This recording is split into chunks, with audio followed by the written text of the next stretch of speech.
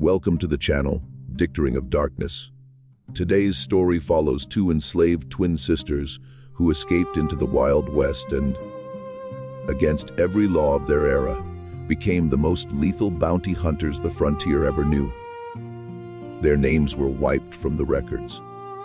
Their faces never appeared in a single photograph. But the men who pursued them never forgot, and the men they went after never lived long enough to warn anyone else. This is a raw, brutal journey through violence, survival, sisterhood, and transformation. Pause for a moment, breathe, and listen closely. Before we start, please subscribe to the channel and tell us in the comments which city and country you're listening from. Your involvement helps make sure these stories are remembered, not erased. Let's begin. In the autumn of 1874, two women rode into the mining town of Black Hollow, Arizona Territory. They came from the south, out of the Dragoon Mountains, arriving just before sunset, when the light turned the desert the color of dried blood. They dressed identically, long dark coats falling past their knees, wide, brimmed hats pulled low over their faces, leather gloves, boots crusted with red dust from 100 hard-ridden miles.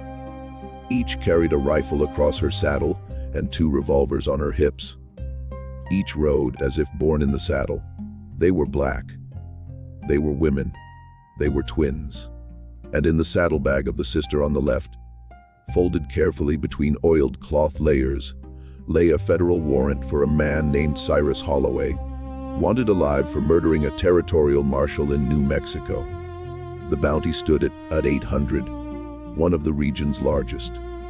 Cyrus Holloway was drinking in the Silver Vine Saloon when the twin sisters walked through the doors. He had 6 men around him, all armed, all loyal, all paid. He'd been hiding in Black Hollow for 4 months, believing himself untouchable. 40 seconds later, 3 of his men lay dead on the saloon floor. 2 were bleeding and begging. 1 had fled out the back window. Cyrus Holloway was on his knees, wrists tied behind his back with braided rawhide, his mouth bleeding where a revolver butt had broken 2 teeth. The sister on the left leaned down, her face inches from his. Her voice was calm, almost quiet. "You're gonna walk out of this saloon on your own feet, Mr. Holloway. You're going to ride with us back to Santa Fe. And when they put the rope around your neck, you're going to remember the names of the women who brought you here. Our names are Louisa and Esther Vance. Say them." He said them. He said them all the way to Santa Fe.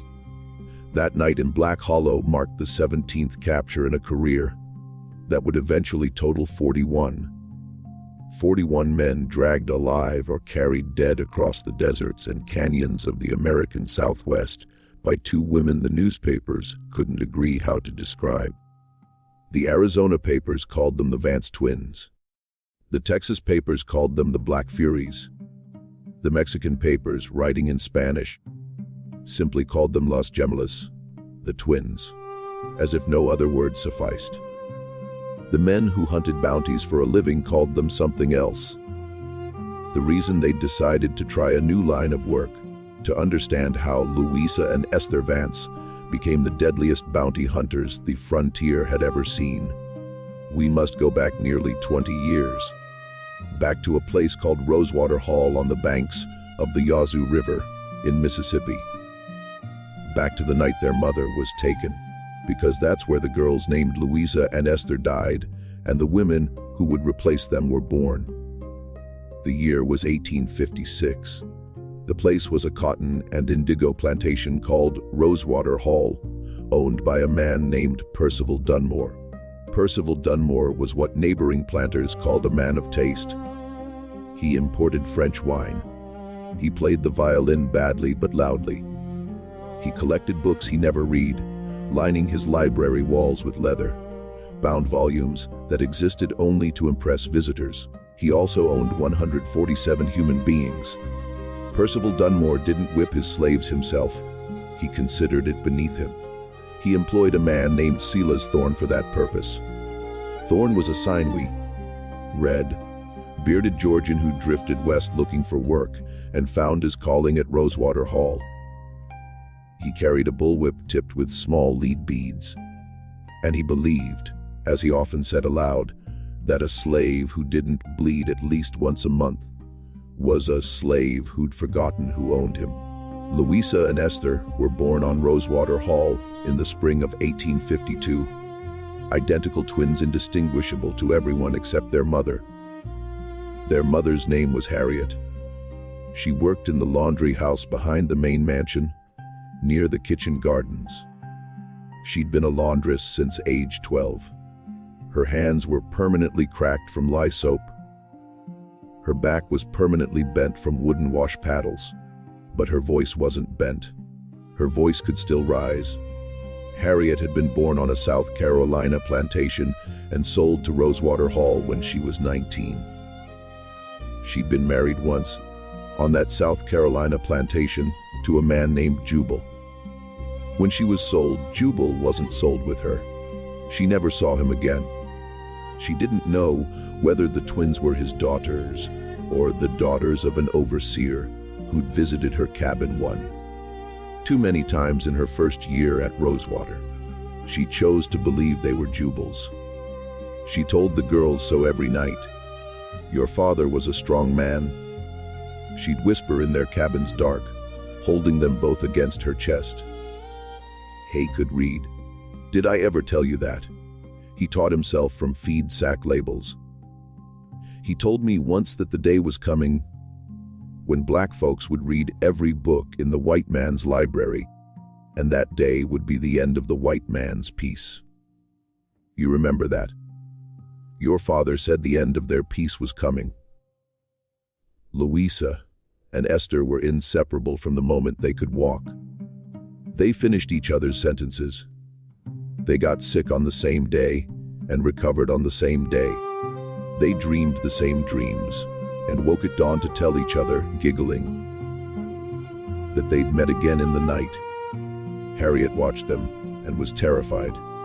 She understood something mothers of single children didn't always grasp. Twins were valuable on the auction block. Twins were a novelty. They could be sold together for a premium to wealthy buyers wanting matched domestic servants, or sold apart for cruelty, to break them and see which survived the separation. Harriet prayed every night that her daughters would be forgotten, that Percival Dunmore would never notice them, that they'd grow up quiet and small and useful, in ways that didn't draw attention. The girls didn't grow up quiet.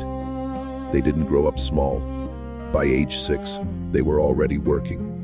They carried wet laundry baskets from the wash house to the drying lines. They scrubbed the kitchen stone floor on hands and knees. They shelled peas and snapped beans until their fingertips ached. They ran errands for the house servants, darting between mansion and outbuildings like a pair of dark sparrows. And they watched everything. That was what the other slaves noticed first. The Vance twins watched. Where other children looked at the ground when a white person passed, Louisa and Esther looked at the white person's hands, hips, and eyes. They counted the mansion's windows. They memorized the overseer's schedules. They knew which house dogs would bark at a stranger and which would sleep through a storm. They didn't speak of what they saw, not to anyone but each other. Their first real lesson in what Rosewater Hall actually was came when they were 7. A field hand named Moses had tried to run. He'd made it almost 20 miles before dogs caught him in a cypress swamp. They brought him back tied across a horse's back, bleeding from where the dogs had torn his legs. Percival Dunmore ordered a demonstration. All slaves, house and field, gathered in the yard between mansion and quarters. Silas Thorne stripped Moses and tied him to a wooden frame. He whipped Moses 100 times. The girls stood in the front row because Harriet was there and could keep them close. Harriet tried to turn their faces away. Silas Thorne saw her do it. He stopped mid-stroke. Let them watch, Thorne said. Let them learn. A slave that don't see what happens to runners is a slave that runs. He made Harriet turn the girls' faces forward. He made them watch every stroke. Moses didn't die that day. He died 3 days later from fever in the open wounds. He was buried in the plantation's unmarked corner, where slave graves went, and no mention of him was ever made again by the white family. But Louisa and Esther remembered. That night, curled together on their straw pallet, they whispered in the dark. One day, Louisa said, I'm going to kill a man like him. We, Esther said, one day we are going to kill a man like him. They were 7. They meant every word. The thing that set the Vance twins on the path that would eventually take them to Arizona happened when they were 10. It was a Sunday in June of 1862. The war between North and South had been raging for over a year, though the slaves of Rosewater Hall knew only fragments overheard in the mansion. On that Sunday, a visitor came, Colonel Augustus Finch, an officer in the Confederate Army. He'd come to discuss buying supplies for his regiment and to look at slaves.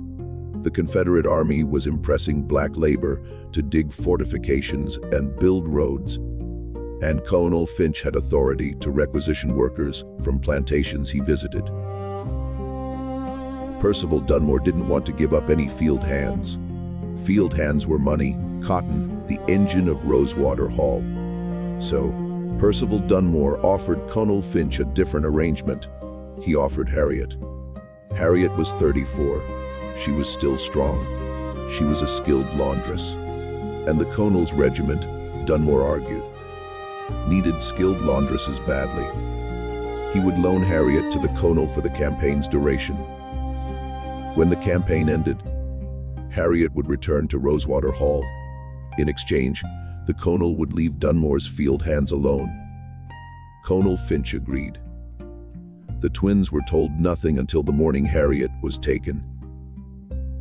A wagon pulled up outside the laundry house before dawn. Harriet was ordered to gather her belongings. She had almost none. She wrapped a spare dress in a cloth square and walked out to the wagon. Louisa and Esther followed barefoot in their sleeping clothes. Mama, Esther said. Mama, where are you going? Harriet knelt in the red dirt of the yard. She took one daughter in each arm and pulled them close. Her face was calm. Her voice was calm. The twins would remember later that this calm was the most terrifying thing they'd ever seen. I have to go with the soldiers for a while, Harriet said. I will come back. Do you hear me? I will come back. But while I'm gone, you two are going to take care of each other. You are not Louisa and you are not Esther.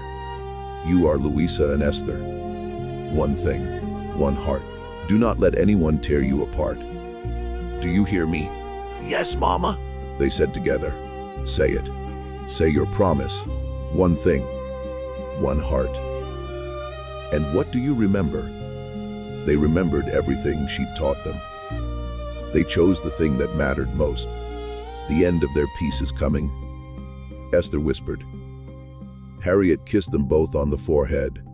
She climbed into the wagon. The wagon pulled away down the long oak-lined drive, and the twins stood in the dust watching until it disappeared. Harriet did not come back. 6 months later, word reached Rosewater Hall that Colonel Finch's regiment had been caught in a skirmish near Corinth, Mississippi. The camp followers, including laundresses, had been caught in crossfire. Some survived, some did not. The colonel's adjutant sent a brief note to Percival Dunmore listing losses. Harriet's name was on the list. Percival Dunmore read the note at breakfast, shrugged, and threw it in the fire. The twins learned their mother was dead from a field hand who'd been in the kitchen when Dunmore burned the note. She'd seen the name before the paper caught. She came to the laundry house that night, sat with the girls, and told them the truth because she believed they deserved to hear it from someone who loved their mother. The twins did not cry. Not that night, not the next day, not for many weeks. What they did was begin to plan. The planning took 4 years. Louisa and Esther understood with a clarity rare in children that escape from Rosewater Hall wasn't something you attempted. It was something you prepared for. Moses had attempted escape and died tied to a frame in the yard. Dozens of others had tried over the years. None succeeded. The swamps were full of snakes and quicksand. The roads were patrolled by patrollers, mounted slave catchers earning bounties. For every runaway they returned, the dogs could follow a scent for 40 miles. Attempting wasn't the goal. Succeeding was. They began by gathering knowledge. They listened to every conversation in the mansion, pretending not to understand, pretending to be simple. They learned that the Yazoo River flowed into the Mississippi, and the Mississippi flowed south to New Orleans, where the Union Army had taken control. They learned the war was going badly for the South. They learned that Union soldiers had been sighted in counties not far from Rosewater Hall, and that some enslaved people reaching Union lines were being declared free. They learned to read. This was dangerous. Teaching a slave to read was a crime in Mississippi. Learning to read was punishable by whipping, branding, having a thumb cut off. The twins didn't care. Their mother had told them their father had taught himself from feed sack labels. They began with feed sack labels. They graduated to the newspapers Percival Dunmore left on his veranda. They'd sneak onto the porch in the hour before dawn, the only hour when the house was truly silent, and sit on the floorboards, spelling out words by the light of Dunmore's forgotten oil lamp. They learned what a general was, what a proclamation was. In January of 1863, they learned what emancipation meant. They learned that emancipation had been proclaimed and that they, technically, were free. They also learned that no one at Rosewater Hall seemed to care. They began to steal. Small things at first: a paring knife from the kitchen, a rope length from the stable, a flint, a tin cup, a wedge of hard cheese. They hid their loot under a loose board in the laundry house floor, a space no adult had reason to look. They stole money. Silas Thorne kept a small leather purse on a shelf in the overseer's cabin. He didn't count it often. Louisa slipped in on a Tuesday afternoon while Thorne was in the fields and took $3 silver. He never noticed. Over 2 years, they took $21 silver and 47 smaller coins. They stole clothing, trousers, a shirt, a second shirt, 2 pairs of sturdy boots taken from a dead field hand the week before his burial, when no one yet thought to inventory his belongings. They cut their hair short in secret, hiding the cuttings in the laundry fire's ashes, because they'd decided that when they finally ran, they'd run as boys. They stole a gun. This was the hardest theft and the one that took the longest to plan. Silas Thorne owned 3 pistols. Percival Dunmore owned 7. The house servants had access to none. The twins watched for 11 months before finding their opportunity. In the summer of 1866, Dunmore's younger brother came to visit. He was a drunkard who'd fought in the war and come home broken. He arrived with a worn cap and ball revolver that he set on a side table in the front hallway the first night, and never picked up again during his entire 3-week visit. On the morning he left, he forgot it entirely. The revolver sat on that side table for 2 more days before the house servants noticed. Esther noticed first. Esther took it before anyone else did. No one ever mentioned it again. Percival Dunmore's brother was the kind of man who lost things. His wife wrote a letter a month later asking if he'd left a revolver at Rosewater Hall. Dunmore wrote back saying no. The matter was closed. The twins now had a gun. They didn't know how to use it. They had no bullets for it. They had only its weight in their hands and the knowledge of what it represented, they kept planning. The war had been over for a year by summer 1866.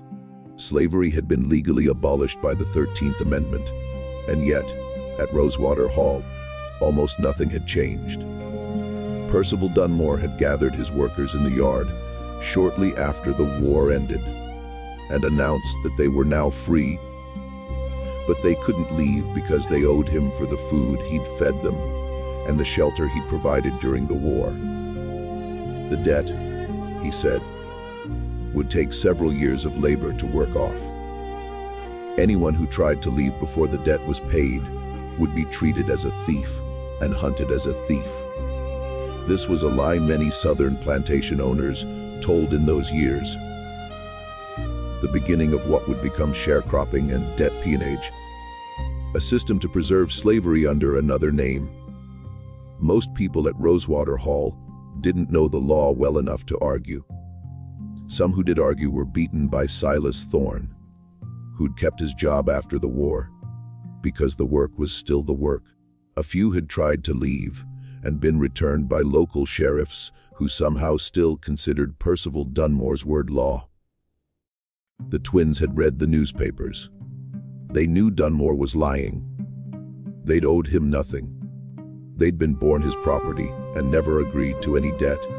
But they also understood that knowing a truth and surviving it were two different things. They kept planning. The thing that finally forced their hand happened in October 1866, just after the twins turned 14. Silas Thorne had begun to notice Esther. He hadn't noticed her before. To him, the twins had been a single, indistinguishable unit, small and forgettable, a pair of laundry girls who kept out of his way. But Esther, in the months before her 14th birthday, had grown. She was tall now. Her mother's cheekbones had appeared in her face. Her hands had grown long and graceful. Silas Thorne began finding reasons to walk past the laundry house in the afternoons. He began speaking to her directly, instead of addressing the older women as before. He began smiling in a way that made the other women in the laundry house go quiet. Louisa saw it first. Louisa always saw things first. She came to Esther one night in their cabin and said, without preamble, "Thorne is going to do something soon. We can't wait any longer." Esther knew her sister was right. She'd felt it herself, a change in the air. A tightening of a rope neither had fully understood was around their necks until now. They set the date for 3 nights away. The new moon, the darkest night of the month. They spent those 3 days doing everything normally, washing linens, hanging them to dry, answering yes ma'am and yes sir in their usual voices, eating the same cornbread and salt pork, saying their prayers at the usual time. And on the 3rd night, when the plantation had gone quiet and only whippoorwills sounded along the river, they took their hidden sack from beneath the laundry house floor, put on their stolen boys' clothing, pushed their short, cropped hair up under stolen hats, and walked out of Rosewater Hall forever. They didn't look back. They didn't need to. Everything they were leaving behind, they carried with them. The first week was a nightmare.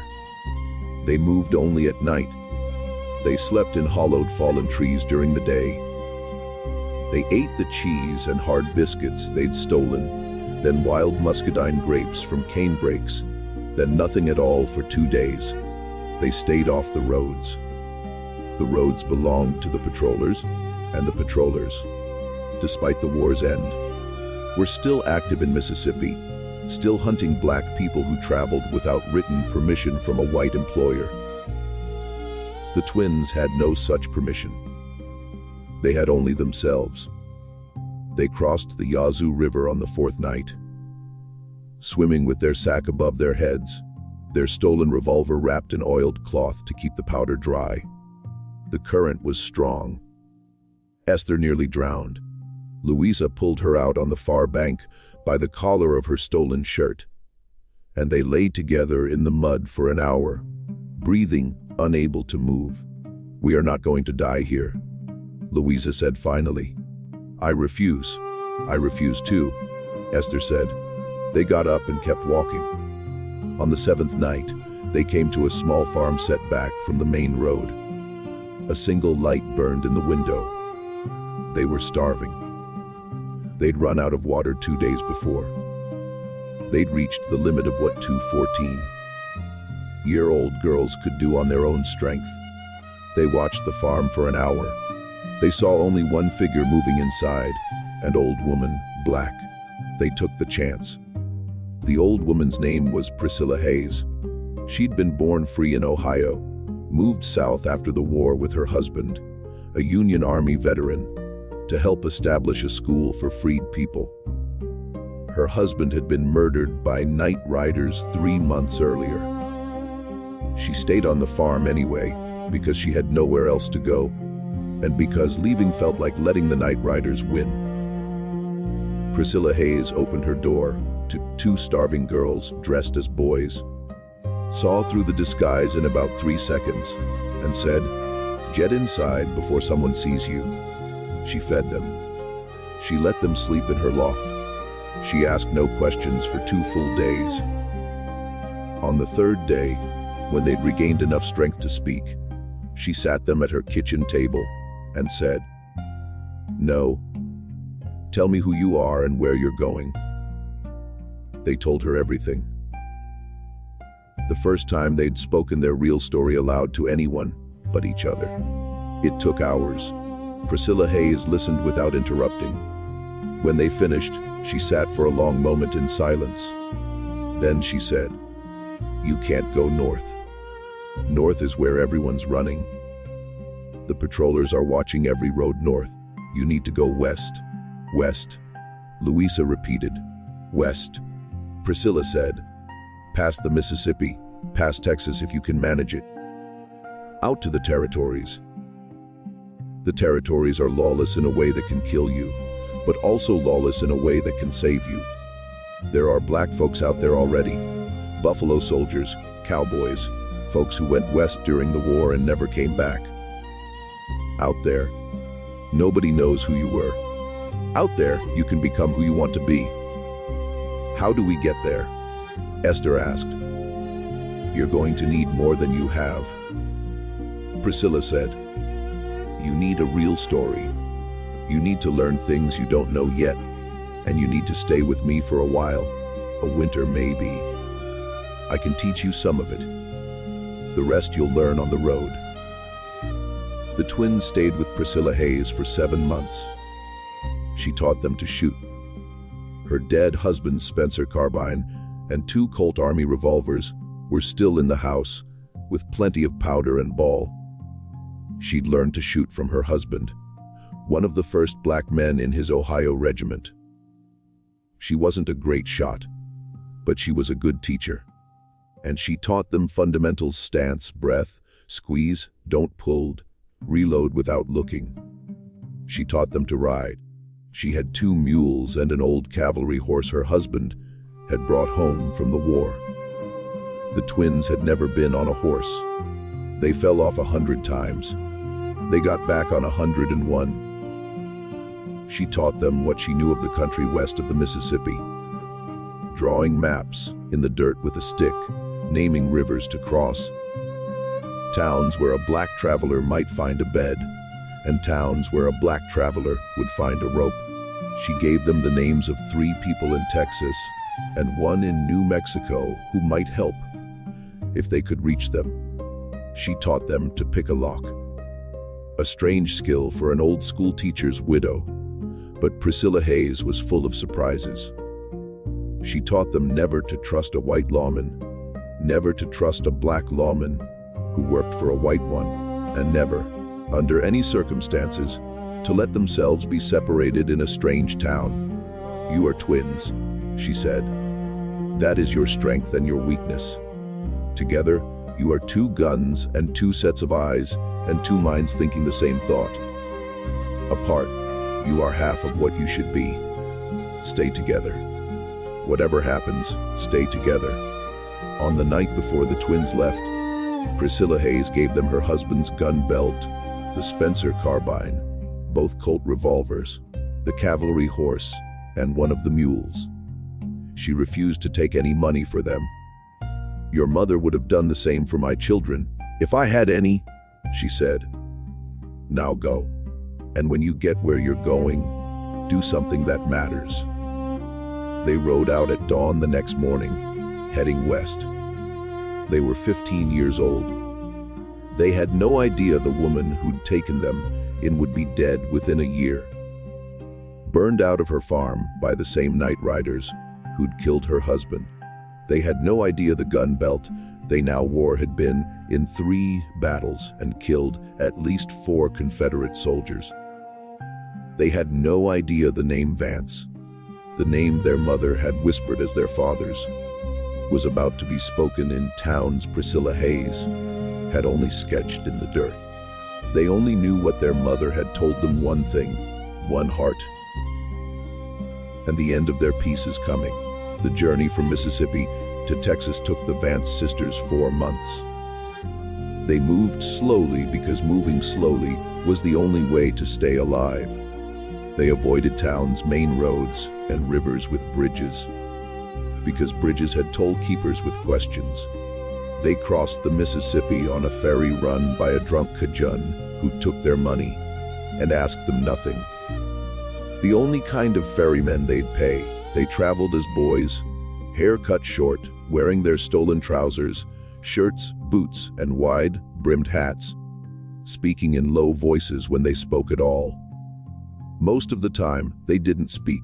2 quiet black boys on a thin horse and a mule heading west with nothing visible to steal weren't interesting enough to rob. That was the idea.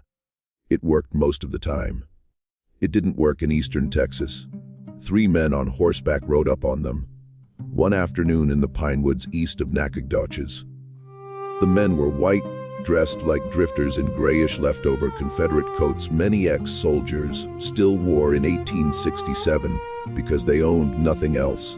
One carried a shotgun across his saddle. "Boys," the one with the shotgun said. "Where you 2 heading?" "West," Louisa said, her voice as low as she could make it. "West where?" "West Texas. Going to work cattle. Our uncle sent for us." "Your uncle?" the man repeated, smiling with black teeth. "And who's your uncle?" "A man named Washington," Esther said, the first name that came to her. "He runs cattle near the Brazos."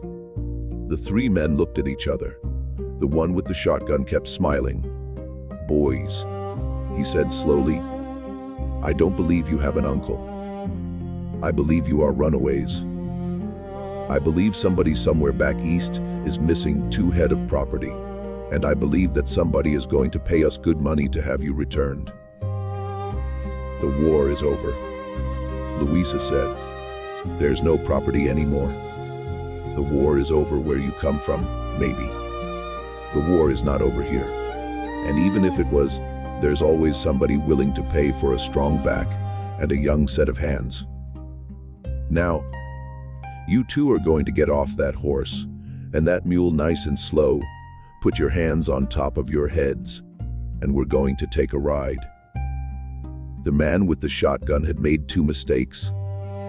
He'd assumed the twins were boys, and he'd assumed they would hesitate. Louisa drew from the saddle.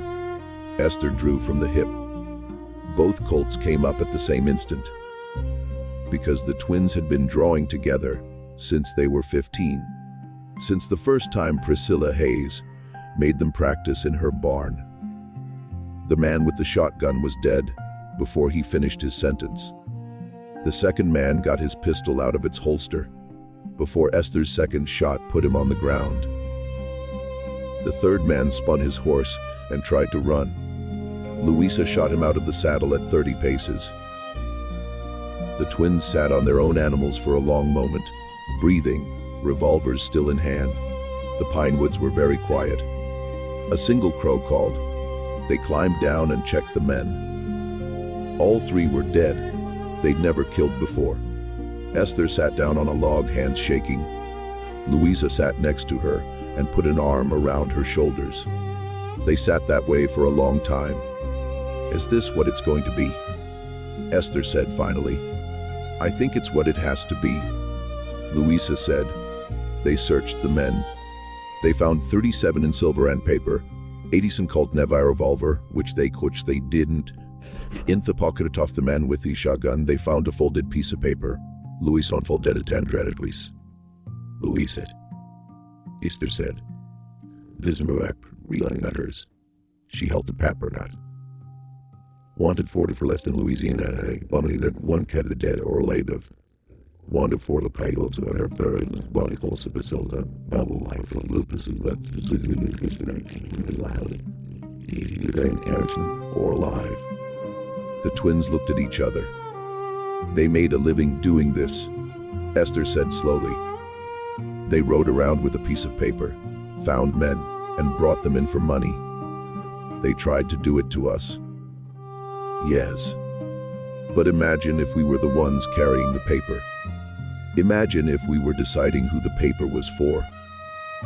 Louisa thought about this for a long moment. She folded the notice carefully and put it in her coat's inside pocket. "We would have to find the right man to teach us," she said. Priscilla said there was a man in New Mexico. She did. She said his name was Obadiah Freeman. She said he rode with the Buffalo Soldiers during the war, left the army after, and lived somewhere past the Pecos River. Then that's where we go.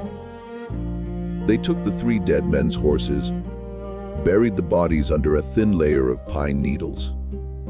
Said they had no time or tools for a proper burial, and the men didn't deserve better, and rode out of the pine woods with 5 animals instead of 2, with the dead men's 37, and with a folded bounty notice tucked against Louisa's heart.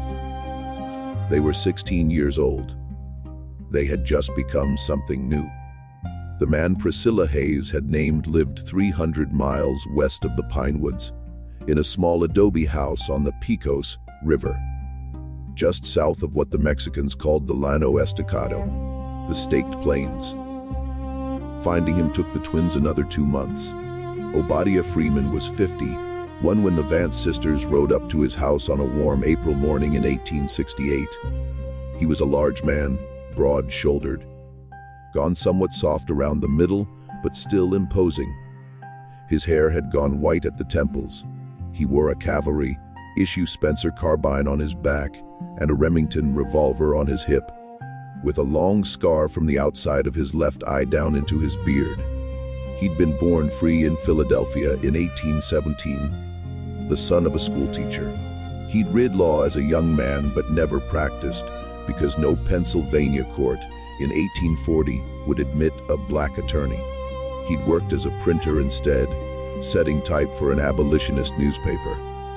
When the war came, he enlisted in the 54th Massachusetts Infantry, the first black regiment in the Union Army. He'd fought at Fort Wagner. He'd survived. Most of his friends hadn't. After the war, he drifted west. He spent 2 years with the 10th Cavalry, the Buffalo Soldiers, as a civilian scout and interpreter. He spoke passable Spanish and a little Comanche. He left the army in 1867 because he'd grown tired of white officers giving stupid orders and blaming black troopers when the orders failed. He settled on the Pecos because it was far from everything. He raised a small goat herd, grew beans and corn, and read whatever books came into his hands, which wasn't many. He wasn't exactly lonely, but he was alone, and he'd made peace with that. He watched the twins ride up from 2 miles off, saw the dust long before he could make out figures. By the time they came within hailing distance, he was sitting on his porch with the Spencer across his knees, his way of greeting visitors. They stopped their horses 20 paces from the porch. Louisa raised one hand, palm open. "We're looking for Obadiah Freeman," she called. "You've found him. Who's doing the looking?" "Priscilla Hayes sent us." Obadiah Freeman went very still. He lowered the carbine slowly to the porch boards and stood up. "Get down off those animals," he said. "Get in here. There's shade and water. We'll talk." They spent 3 days at Obadiah Freeman's table before coming to the reason for their visit. The first 2 days were about eating. They'd been on the trail for 4 months, thinner than they'd been on Priscilla's farm. Obadiah cooked beans, cornbread, and goat stew, and didn't ask a single real question. He let them eat, sleep in the shade of his cottonwoods, and recover from the road. On the 3rd evening, after they'd finished dishes, he lit a small fire in the yard, and the 3 sat around it. "Now," he said, "why did Priscilla send you to me?" They told him everything, just as they'd told Priscilla Rosewater Hall, Selah's thorn. Their mother taken by the colonel and never returned. The planning, the running, Priscilla's farm, the 3 men in the pine woods. The bounty notice folded in Louise's coat. When they finished, Obadiah Freeman sat for a long time looking into the fire. "And what is it you think you want to do?" he said finally. "We want to do what those men in the woods tried to do to us," Louisa said. "We want to carry paper. We want to bring in men who deserve to be brought in. We want to make a living from it. And Selah's thorn," Obadiah said. "And the men who took your mother to the army, are they on this list?" The twins looked at each other. "Yes," Esther said. "I thought so." Obadiah leaned forward and stirred the fire with a stick. "Let me tell you something. I've been a soldier, a scout, and a lot of things, and I've killed men in several of those roles. What you're talking about isn't soldiering or scouting. It's a trade. It has rules, some written on the warrants you carry, most not written anywhere. A bounty hunter who doesn't understand the rules dies young. Do you understand?" "Yes," they said. "Do you know why I'm asking?" "Because you're thinking about whether to teach us," Louisa said. Obadiah Freeman smiled, a small smile that didn't last long. "That's exactly right," he said. "I've never taken a student. I never planned to. But I'll tell you something. I've watched 2 girls ride up to my house after 4 months on the road with 5 horses and enough coolness to keep the reins steady when a stranger raises a carbine. I've listened to a story that should have broken both of you, and I've watched neither of you cry in the telling. You are already something. The question is what you want to become." "Bounty hunters," Esther said. "That's what you want to do. I'm asking what you want to become." They thought about this for a long time. The fire burned down to coals. "We want to become the last thing bad men see," Louisa said finally. Obadiah Freeman looked at her for a long moment. "All right," he said. "Then we'll begin tomorrow." The training lasted 3 years. Obadiah Freeman wasn't a believer in pain as the best teacher. He believed in repetition. A skill wasn't a skill until your body could perform it without your mind supervising. Bounty hunting wasn't about being fastest or bravest, but about being most prepared. The first year, he taught them the country.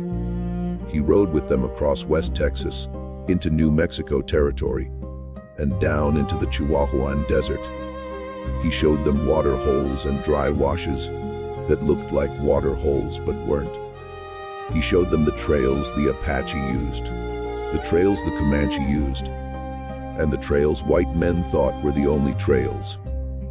He taught them to find a campsite from a day and a half behind the campers, to read a hoofprint and know whether the horse had been shod in St. Louis, Santa Fe, or Mexico, and to tell by a man's riding whether he was armed, and by his sleeping whether he expected trouble. "The country is the thing," Obadiah said. Every gunfight he'd ever won, he'd won because he knew the ground better than the other man. If you knew where the shadows fell at 4 p.m. you knew where to stand. If you knew which way the wind blew in a canyon, you knew which way your horse's sound would carry. The man who understood the country didn't need to be the fastest gun. The man who didn't could be the fastest in the world and still die. The second year, he taught them the guns. The twins had arrived as decent shots thanks to Priscilla.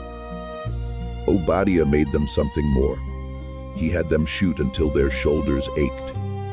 From horseback at a canter, standing, kneeling, lying on their bellies. He had them shoot left-handed until their left hands were nearly as good as their right. He had them practice drawing from holster, saddle scabbard, beneath a coat. He had them reload in the dark. Reload underwater in a shallow stream he dammed behind his house. Because a day would come when they'd need to. He taught them the knife, the rifle butt, the revolver butt. He taught them to choke a man silently and break a knee with a boot. He taught them that the best fight was the one that didn't happen because you'd arranged things so the other man had no options but surrender. The second best fight lasted less than 10 seconds. The third year, he taught them the trade. This was the part the twins hadn't expected. The trade of bounty hunting. Obadiah said, is 90% paperwork and 10% shooting.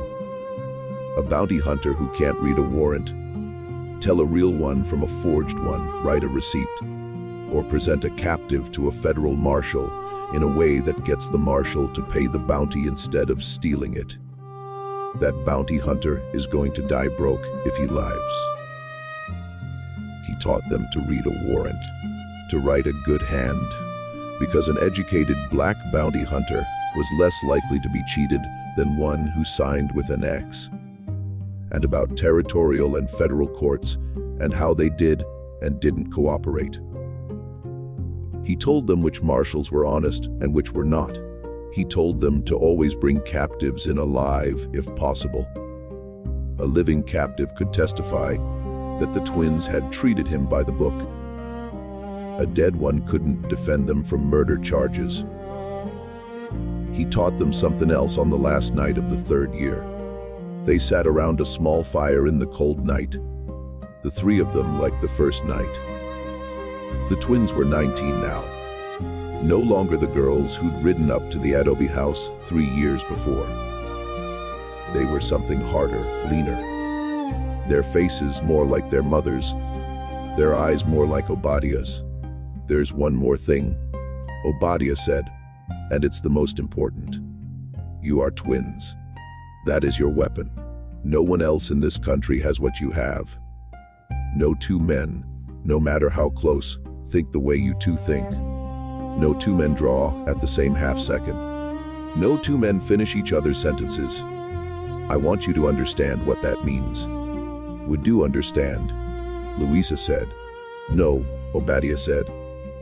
You understand it from the inside. I'm telling you how it looks from the outside. When you walk into a room together, a man with his wits about him sees one threat. Because that's what his mind is trained to see. He doesn't see two threats operating as one mind. By the time he realizes what he's looking at, he's already dead. That's your advantage. Protect it. Never let anyone separate you. Never ride into a town one at a time. Never sleep where you can't hear each other breathing. The day someone gets between you is the day you start to lose. We know, Esther said. Our mother told us the same thing. One thing, one heart. Then your mother was wiser than most men I've met, Obadiah said. Listen to her. He reached behind him and brought out a small wooden box. Inside were 2 matching badges. Not real lawmen's badges, something Obadiah had made himself from sheet silver years before, for reasons he'd never fully explained. They were shaped like 6 pointed stars, each with a single word engraved across the center, VNCE. I don't know when I made these or why, he said. I think I was lonely. I thought maybe I'd have children one day and wanted something to give them. I never did. These have been in this box for 15 years. I want you to have them." The twins took the badges. They didn't speak for a long moment. "Wear them on the inside of your coats," Obadiah said. "Not on the outside. You're not lawmen. You're hunters. But you're also sisters. And you carry your family's name. And when you walk into a saloon to collect a man, I want you to know that somebody made something for you once because he believed you were going to matter." They rode out the next morning. They never saw Obadiah Freeman alive again. He died 5 years later, peacefully in the adobe house of what the nearest town's doctor called simply Old Heart. He left the house, goats, and cottonwoods to the twins in a will written in his own neat hand. They buried him on a rise overlooking the Pecos and kept the house for the rest of their lives as a place to go when the road became too much. But that was later. In the spring of 1871, they were 19, with their first warrant folded in Louisa's coat inside pocket, riding east along the Pecos River to find a man named Elias Crowder, who'd robbed a stage near Las Cruces, killed the driver, and for whom the territorial government offered 300 dead or alive. They brought them in a levee in 11 days. That bounty notice was there first. Thatman was their first delivered captive. The 300 was the most money either had ever held. They took it, rode to El Paso, bought new coats, new boots, a second rifle, and rode out again for the next name. They didn't stop for nearly 5 years. The legend of the Vance sisters grew the way all frontier legends grew. In saloons, in sheriff's offices, in newspaper stories half wrong and half invented, which the twins never bothered to correct. In Tucson, they were said to be sisters of a Union general. In El Paso, former slaves of a Mexican land baron who'd left them half his estate. In Deadwood, where they'd never been, they'd killed 11 men in a single gunfight. The truth was less dramatic and more impressive. Between 1871 and 1875, Louisa and Esther Vance captured 41 wanted men across 5 territories. 33 were brought in alive. 8 were killed resisting arrest. In every single case confirmed by the federal marshal receiving the body. They never lost a captive to escape. They never took a bounty, not backed by a legitimate warrant. They never shot a man who'd laid down his gun. They never separated from each other. Not for an hour, not for a minute. In 5 years of continuous work, they made enemies. The white bounty hunters of the Southwest weren't pleased to find the most efficient team in the trade consisted of 2 black women who'd been slaves 9 years earlier. Some told themselves it couldn't be true and refused to believe it, even when their own friends brought stories. Some believed it and decided something needed to be done. In the summer of 1873, 4 white bounty hunters led by a man named Jack Coulter rode into a town called Piedra Blanca in New Mexico territory, looking for the Vance sisters. The twins were in Piedra Blanca to collect a bounty on a horse thief. They delivered the thief to the deputy marshal and were sitting in the cantina eating dinner when Jack Coulter and his men walked in. Coulter didn't waste time on conversation. He told the twins to stand up and walk out with him. The bounty on the horse thief was his, not theirs, and he was going to collect it, and they were going to leave town.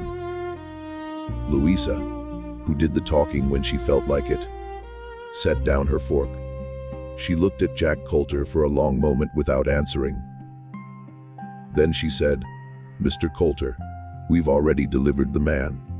The marshal has already paid us. If you have a complaint about who the bounty belonged to, take it up with the marshal." "I'm not taking anything up with anybody," Coulter said. "I'm telling you to give me the money and get out." Esther, who did the watching when Louisa did the talking, had already counted the men 4, including Coulter. 2 had hands near their guns. One stood by the door, probably to cut off retreat. The fourth was behind Coulter's left shoulder, clearly second in command. Esther had also counted the other people in the cantina: 11. 3 women, 8 men. 6 of the men were Mexican laborers who wanted nothing to do with this. One was an Anglo drummer in a suit edging toward the back room. The last was the bartender, who had a shotgun under the bar and a face suggesting he'd use it if things went bad for the twins and not for Coulter. Esther stood up from her seat on Louisa's left, slowly, because slow was less provocative than fast, and because slow let her move her right hand down to her coat hem without Coulter noticing. "Mr. Coulter," she said, "you've made a mistake. You're going to walk out of this cantina with your men, get on your horses, and ride south. You're not going to ride north, east, or west, because north, east, and west are the directions my sister and I travel, and we're not going to share a road with you. Do you understand? You don't talk to me. I am talking to you. I am going to kill you in about 3 seconds? You are not. My sister is going to kill you. I am going to kill the man behind you. My sister is going to kill the man to your right after she kills you, and I am going to kill the man at the door after I kill the man behind you. That is what is about to happen. You can stop it by walking out. You have until I finish the count of 3. 1. Coulter reached for his gun. He never touched the grip. Louisa's first shot took him in the throat. Her second shot took the man to his right in the chest. Esther's first shot took the man behind Coulter in the forehead. Her second shot took the man at the door in the stomach. Because the man at the door had already started to turn, and a headshot was no longer clean. The cantina was silent. Smoke hung in the air. The bartender slowly took his hand off the shotgun. The twins holstered their pistols. Louisa put a silver dollar on the table for the dinner. They walked out past the bodies without looking down. Word of Piedra Blanca traveled faster than the twins did. By the time they reached the next town, the story had grown. Coulter's 4 men had become 6, the twins invincible. By the end of 1873, no white bounty hunter in the Southwest was willing to cross the Vance sisters for a bounty, even if he believed it was his. It simply wasn't worth it. The twins, for their part, never spoke of Piedra Blanca. They didn't talk about their kills, keep account, or brag. They simply rode, collected, delivered, and moved on. But the twins had a count, even if they never spoke it. The count was in Louisa's pocket, written in small, careful letters on a single folded piece of paper. It had been there since they left Rosewater Hall. It didn't list the men they'd killed in the course of business. It listed the men from Rosewater Hall's Silas Thorne, Percival Dunmore, Conal Augustus Finch, and below those 5 more names. Men who'd been present the day their mother was taken, who'd stood in the yard and let it happen: overseers, a neighboring planter, the old house doctor who'd examined Harriet and pronounced her fit for service with the regiment. 8 names. For 5 years, the twins didn't go near any of them. They'd decided early under Obadiah's teaching that they wouldn't hunt their own targets until they'd become the best hunters in the territory. They'd promised Obadiah to finish their training first. They'd promised themselves never to come at those men as amateurs. By the end of 1875, they were no longer amateurs.